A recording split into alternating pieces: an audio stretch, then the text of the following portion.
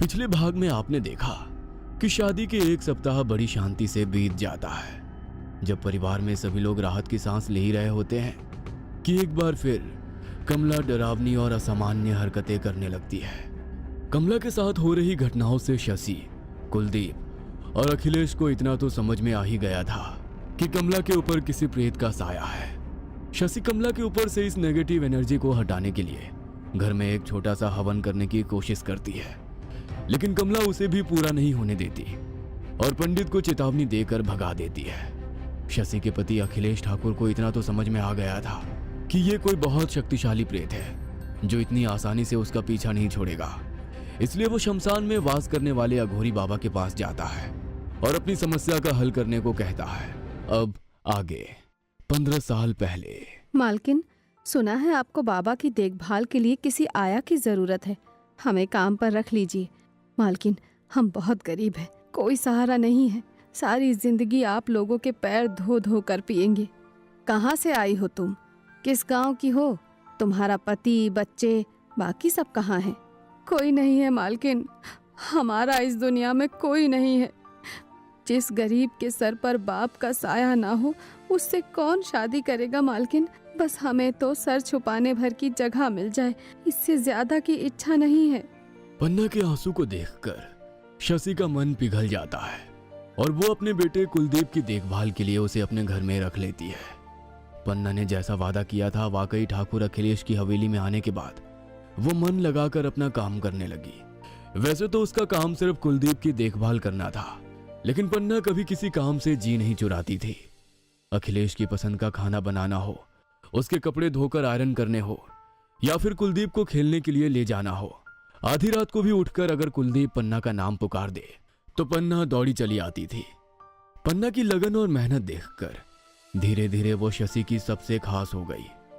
कहने को तो घर में आधा दर्जन नौकर थे, लेकिन पन्ना ने उन नौकरों में अपनी एक अलग ही जगह बना ली थी।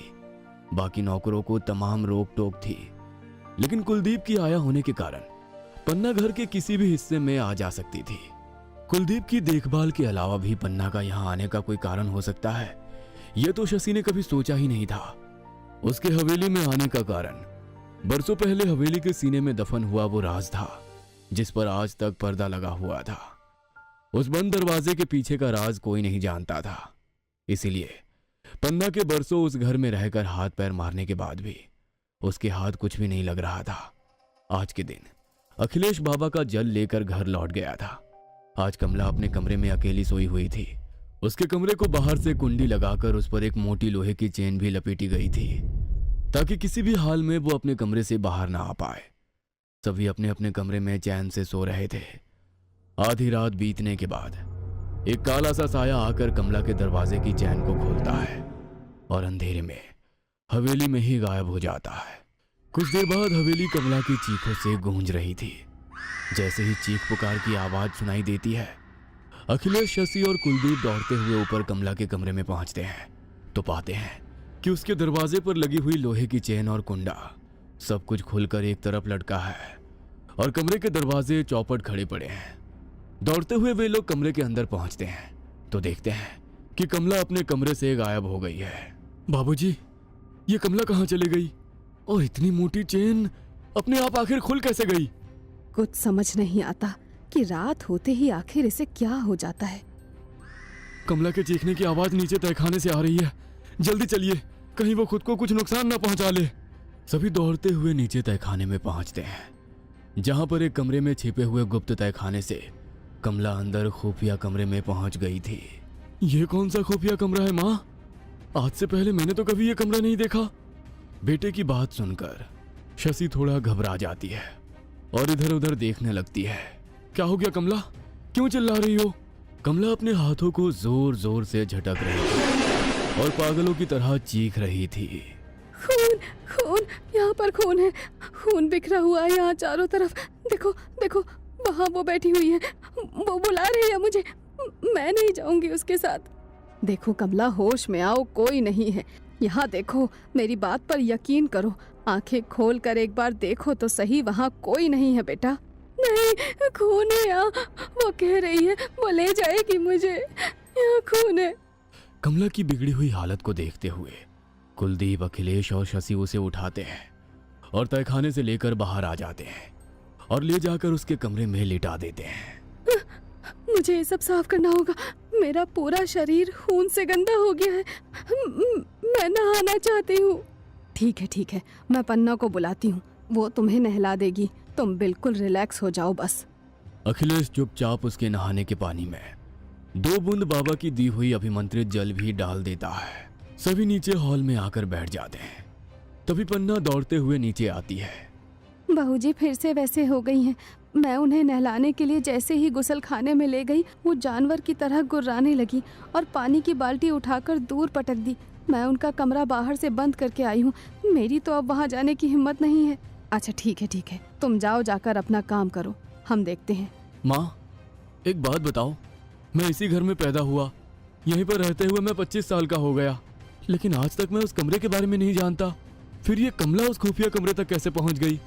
और ऐसा क्या है उस कमरे में जो इतने सालों से वो बंद पड़ा है, जिसके बारे में किसी को पता तक नहीं था कि वहाँ ऐसा कोई कमरा भी है?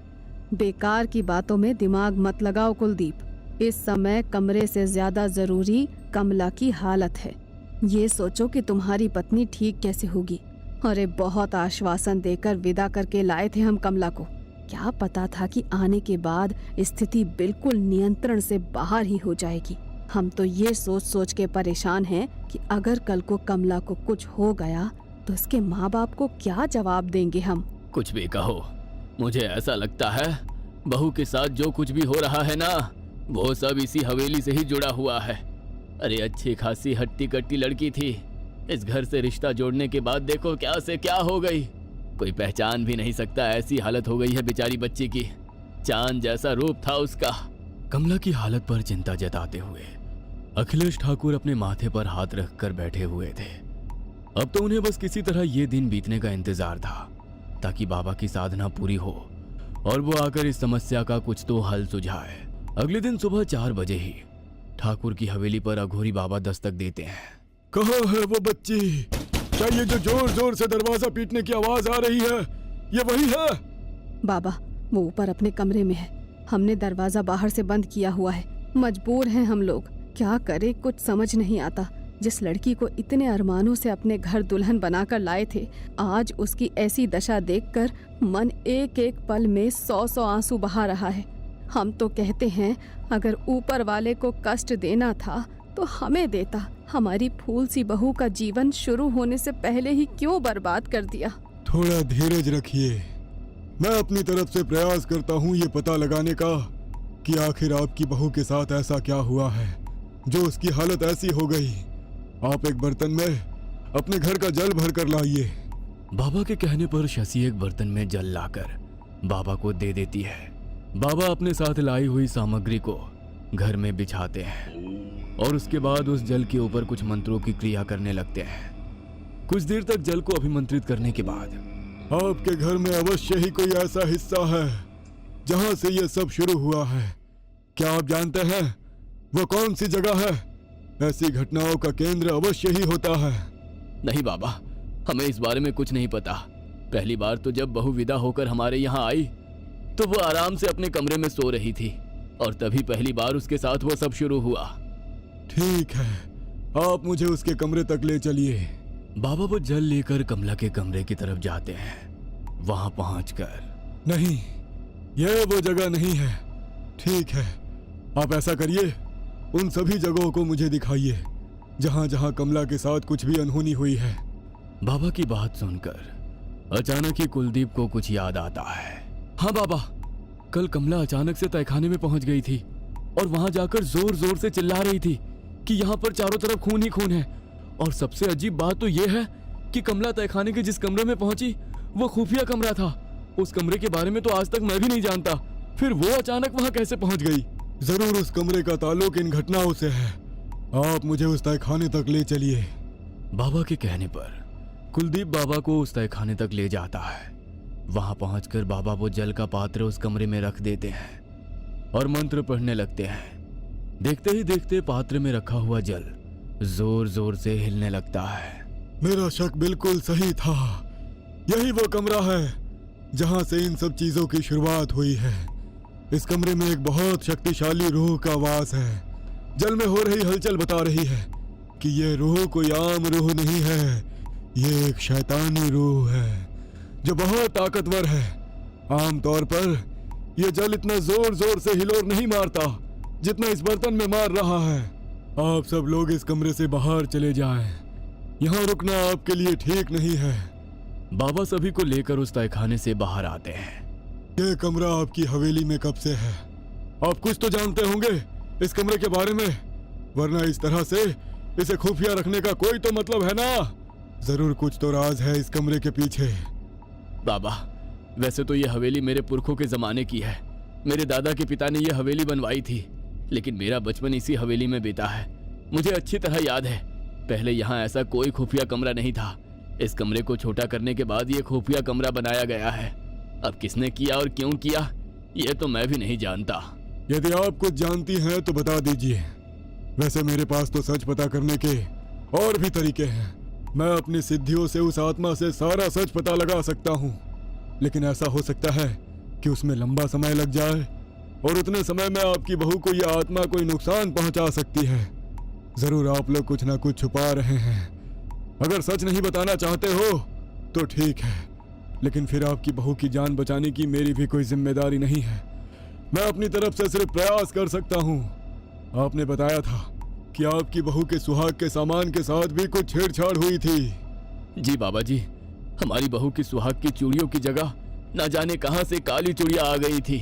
क्या वो काली चूड़ियां अभी भी है आपके पास? अगर है तो लेकर आइए। बाबा की बात सुनकर शशि तेज कदमों से अपने कमरे में जाती है और वो काली चूड़ियां लेकर बाबा के सामने आ जाती है। लीजिए, बहू के हाथों से उतरवा कर ये चूड़ियां मैंने अपने पास रख ली थी। बाबा कुछ देर तक आंखें बंद करके कुछ मंत्र पढ़ते हैं और फिर हाथ में जल लेकर कुछ बूंदे उन चूड़ियों पर छिड़कते हैं तो चूड़ियों का रंग बदलने लगता है और फिर धीरे धीरे लाल हो जाता है। ये देखिए, ये चूड़ियां कभी काली नहीं थी। ये वही लाल चूड़ियां हैं जो आपने अपनी बहू के शगुन में रखवाई थी। किसी ने काला जादू किया है इनके ऊपर। आपके बहू के ऊपर तंत्र प्रयोग किया गया है।